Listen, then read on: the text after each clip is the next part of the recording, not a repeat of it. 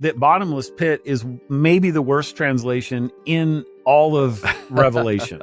I think where it comes from is chapter 9. Now, remember we said earlier that there was an angel who comes down to the bottomless pit in Revelation 9:1? But that angel, it's going to a different place because there's different word that's used where it's a place that has a shaft or a well or a cistern. And so bottomless pit in that passage it's an okay translation. But the problem is that's not the word that's used here. The word that's used here is abusos in the Greek. This is the word abyss. Now here's where it gets so fascinating. 30 times, that's 88% of the time, the Septuagint translates the Hebrew word tehom with abusos. What is tehom? This is the deep. Genesis 1:2. Okay?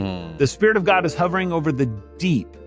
That's the same word as used right here. Nobody would translate that as the bottomless pit in Genesis 1:2. What's even more amazing is that there's a creature that lives in the deep throughout the Old Testament. And his name is Leviathan. Sometimes it's Rahab, sometimes it's the Nahash.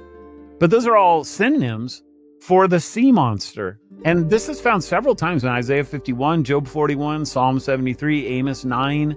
All talk about how there's this creature that lives in the deep. Now, why in the world would that matter, John? Because we're dealing with here in the next verse with someone called Satan and the dragon. Well, what's the dragon? Well, if you go back and you read your Isaiah 27:1, you find out that it's the Leviathan. So if Jesus has the keys to the deep, which is where Leviathan is, that puts a whole nother spin on somehow Jesus is going to lock up Satan, who doesn't even live in this place, in some sort of a bottomless pit. Rather, he's actually going somehow to where Leviathan is, where Satan is, and he's locking him up where he already belongs. So why in the world do they translate this as the bottomless pit? It just blows my mind.